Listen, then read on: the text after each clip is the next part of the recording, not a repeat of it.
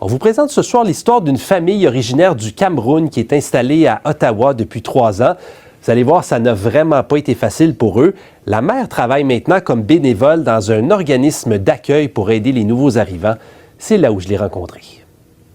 Pour la petite histoire, quand j'arrive au Canada, c'était en juillet, le 19 juillet 2023, on avait déjà trouvé un logement.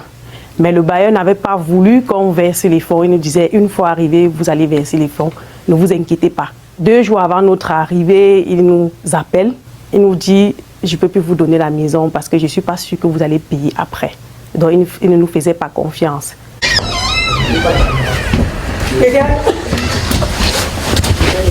Mon mari et moi, nous avons 5 enfants.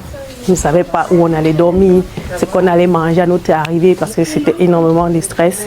Et heureusement pour nous, l'ami qui démarchait pour le logement, il a supplié un de ses cousins qui venait d'acheter sa maison.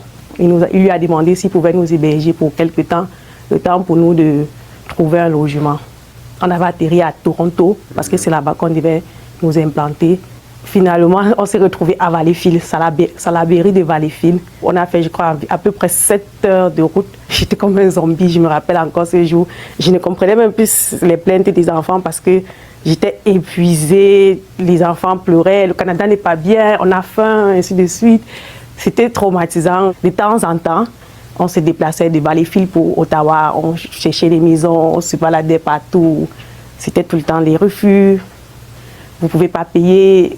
On nous demandait à l'époque le toit. Est-ce que vous avez une bonne cote de crédit? On disait, mais comment est-ce qu'on fait pour avoir la cote de crédit alors qu'on vient d'arriver au Canada? On n'a rien, on n'a que notre argent avec lequel nous sommes venus du pays. Il n'y a que ça comme preuve que nous pouvons payer votre loyer dans le temps. On est tombé sur une maison, elle n'était pas du tout correcte parce que même les enfants n'avaient pas accepté qu'on la prenne. C'était une maison très délabrée, insalubre, avec des cafards. On voyait des cafards se balader, mais on n'avait pas le choix, surtout que le bailleur ne nous demandait aucune garantie, aucun travail.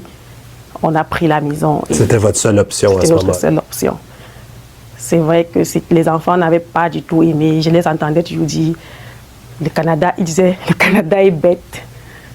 C'est que j'ai de maison, ça, maman n'était pas content. Je me cachais souvent pour pleurer quand je les entendais dire ça, parce que je ne pouvais pas leur montrer aussi que j'étais affectée. Je leur disais, non, mais c'est bien, regardez comment le dehors est beau. Heureusement, les enfants aimaient l'école. Donc, c'était déjà ça le positif. Ils me disaient, maman, ma madame, elle est très bonne, elle est gentille avec moi. Mais quand il rentrait le soir, il n'aimait pas toujours la maison. Il y avait des puces